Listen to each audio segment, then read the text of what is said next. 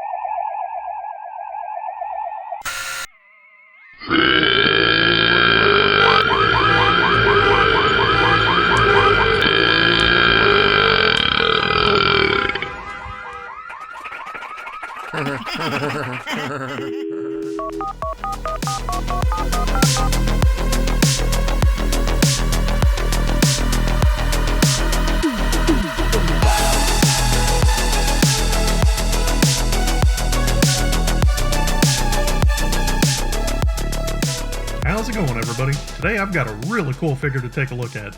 This is the BB-52 Downspiral and its special release counterpart BB-52IC Icicle. Today I'm going to be focusing mostly on Downspiral, but Icicle will be making some appearances here and there, mostly for comparison. I actually bought Icicle first. Sometime last summer or fall, this one was sold exclusively at a Wonderfest, I think, and was never going to be made available for retail.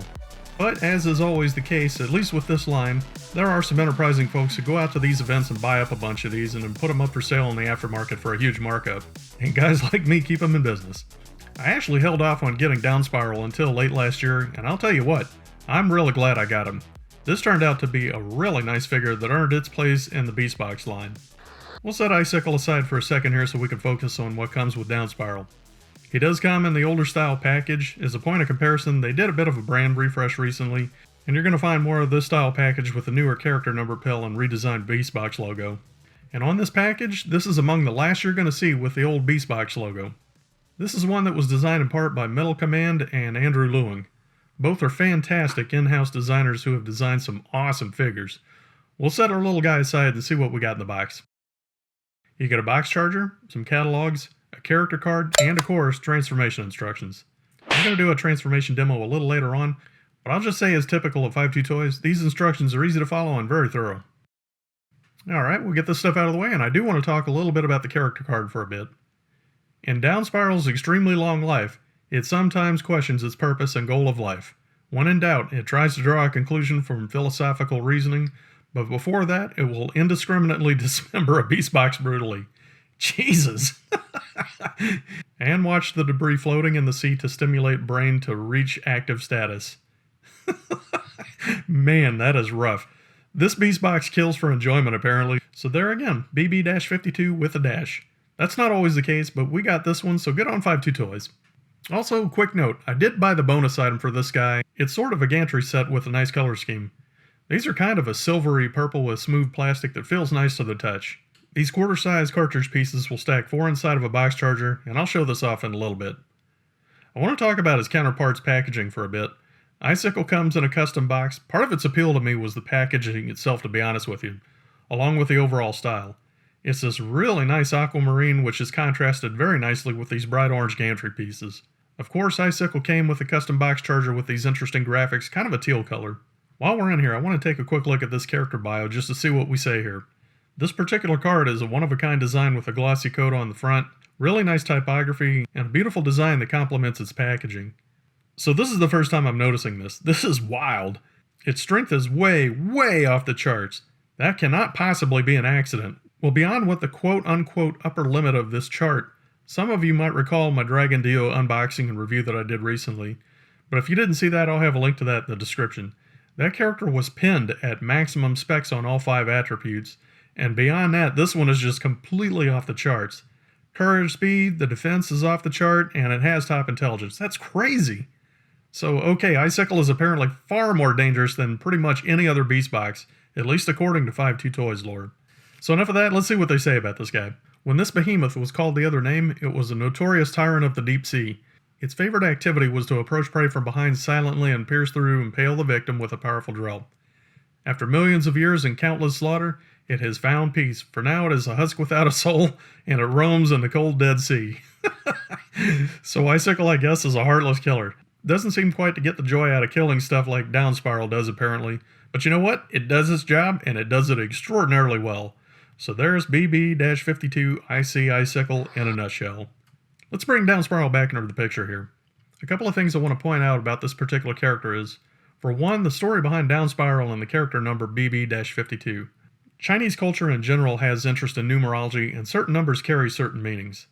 This is not totally out of the ordinary. As an example, here in the US, many of the earliest skyscrapers were built without a 13th floor because people were so superstitious about that number.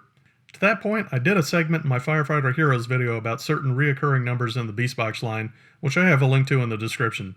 So anyway, what happened is, about a year or two ago when 52 Toys was coming up on that number in their Beastbox line, there was a good bit of chatter online about which upcoming mold would be assigned that number. It became obvious that 52 Toys was deliberating internally on this because they actually skipped that number with a few new releases and sort of let that hang out there for a few months or so. They finally circled back to 52 and gave it to Downspiral.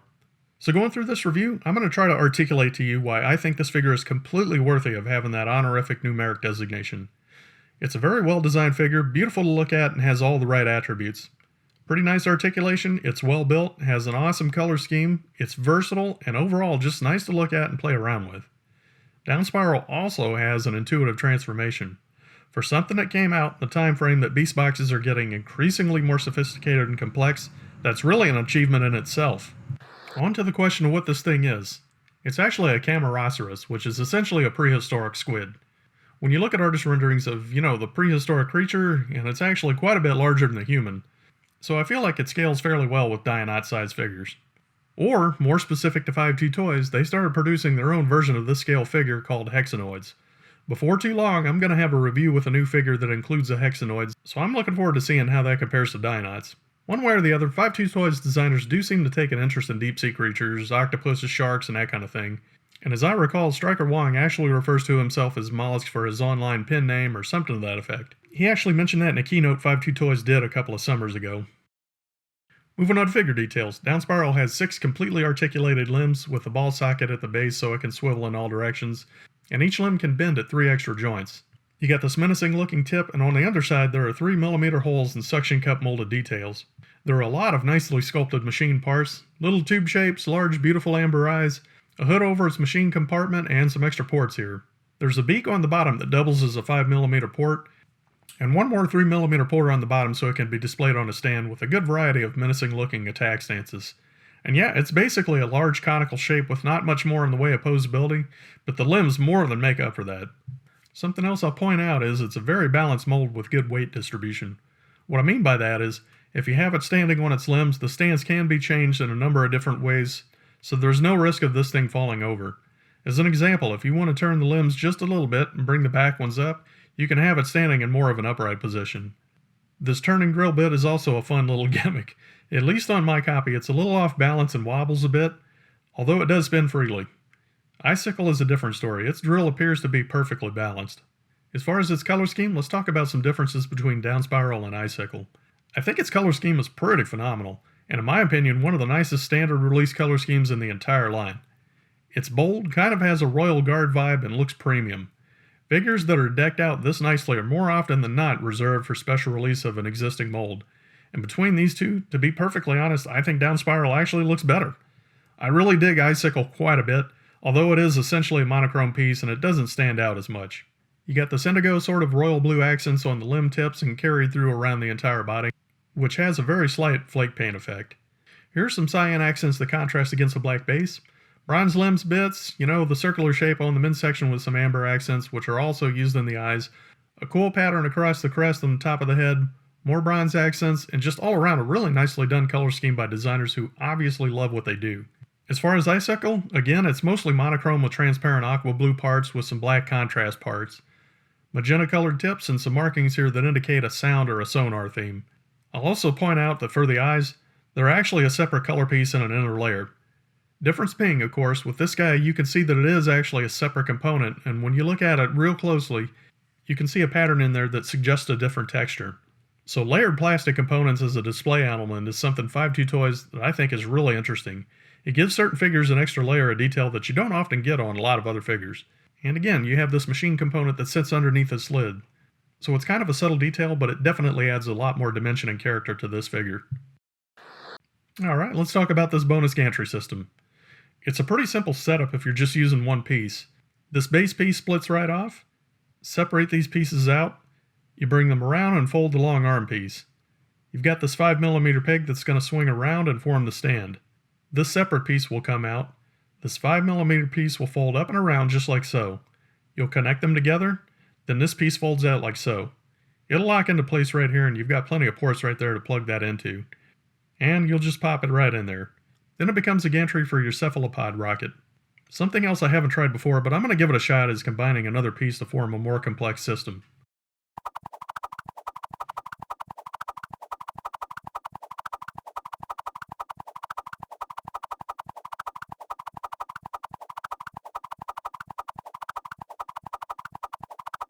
Alright, well, okay, I tried and I failed miserably to come up with a way to connect these two platforms side by side with these extra gantry pieces. There really isn't much to go on with these instructions. Maybe I'm missing something here, but this is the best thing I came up with. But there are a lot of ports, and there's some interesting ways that you can plug this and adapt these things to combine together. What I have here isn't quite what I was going for, but I still think it looks kind of cool. So in relation to the gantry system bonus item, 52 Toys came up with a sort of a rocket mode, which isn't exactly advertised as the third mode, and probably for the better. It's one of those what I would deem as a quote-unquote use your imagination alternate mode. It doesn't look that bad, and it definitely fits the general shape of a rocket that might sit on a launch pad. So I'll show you what that looks like. Basically, you're just going to take the pair of hind legs and rotate them around 180 degrees on both sides. Then we'll get them up and out of the way. And we're going to pull this piece off and disconnect it like that. It'll rotate 180 degrees like so, and we'll place it back in what would be a vertical position for this. So you don't want to push this piece all the way up. It's going to have to sit at a 90-degree angle to the axis of the main body. We'll essentially have these legs together, and we'll hinge all of these tentacle tips down. The best starting point, I think, is going to be from the middle one. You've got the tab and notch, and line them up. The thing you're looking for is this curved part to sit inside the opposite curved piece. When it's flush up against it, it's in the right position. You can always push down on the ball socket a bit so you can readjust as needed. Then you'll line up the other legs alongside the middle limb, which has notches that tabs will plug into. Just rotate that up, push it up against that limb, and keep working your way around. Overall, it's a pretty simple transformation as long as you get things proportionately lined up where they need to go. And that's basically the gist of it. Now you got yourself a rocket mode. You can park it in the gantry, and of course, use your imagination, kids. And if you're going to do the Dynamite thing, you can always take one of those little guys and have them up on the gantry inspecting the ship or something like that. There again, the instructions show all kinds of different configurations that you could do if you have multiple pieces. I don't quite have the imagination to piece all that together on camera, but I'll just say it's like an erector set or Legos or something. So if you've got a bit of an imagination, you'll probably have a lot of fun with these. So right now this is halfway into its box mode, so we'll go ahead and finish that up. We'll get this piece out of the way for now. First thing you want to do is separate out these pieces at the top of the drill, then just push them out like so, and you're going to have them in about that configuration. They all have these tab and notch counterparts, so you'll bring them down and line them up in their own notch and snap them into place. And what you're going for is about this configuration right here. It should be a relatively rectangular shape. Then we'll separate these pieces out. You can see where the hinges on the rotating part are here, so you'll know where to split it in half. So you'll just grab it at the seam and open it up like so. There's a large tab that'll connect into the orb on the side of the body here. So we'll just bring that down and connect those parts. It's pretty simple. Then you have another interesting shape. Obviously these things turn into cubes, but this is an unusual one that actually can turn into a rectangular shape, which I think is pretty interesting. Mechanically, this figure is fairly complex, but the geometry of converting it from one mode to the other is actually pretty simple. And I think in that regard, where you have a figure that is this complex, but the transformation is this simple, it's a very clever design. You actually get the best of both worlds with this figure. So for the final step, you've got this large hinge to pivot off of. This top part will connect to that tab, and we'll just rotate the entire piece up and over, and it'll fold right down there just like so. And you got yourself a box mode. Overall, they did a marvelous job with this piece. And of course it fits right into its box charger.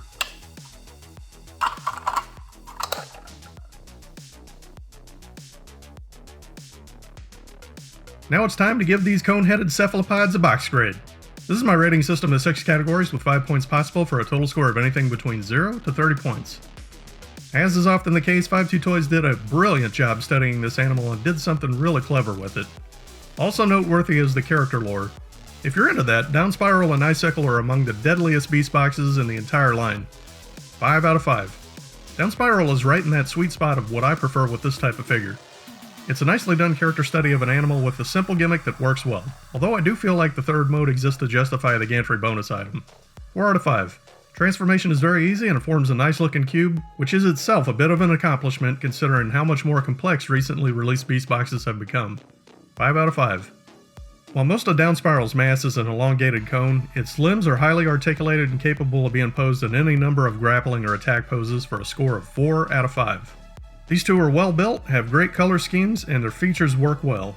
Their limbs are definitely not loose, but not overly stiff either. 4 out of 5. Downspiral and Icicle are great figures. They're both really well suited as figures you just want to pick up and fiddle around with, even if you kinda need a stand to get the most out of posing them. 4 out of 5. And that brings the box grade total to 26 out of 30. I really dig this figure mold. If you're a fan of 52 Toys and watch any of their product keynotes, it's pretty obvious that they have an affinity for sea creatures. I really feel like they knocked it out of the park with the Camarasaurus design, and Downspiral in particular looks like a special release. So from my point of view, this one was absolutely worthy of its designation BB-52. I hope you enjoyed this review. Please feel free to leave me a like, comment, share this, or any of the usual social stuff. One quick note before I close out, this is my 99th video on YouTube. I'm working on something a little outside of the norm for my 100th video as a milestone for my channel, and also a tribute to all of us collectively as Beastbox collectors. That's coming as soon as I can put it together. As always, thanks for your time. Enjoy your week, and I'll catch you in the next one. Take care.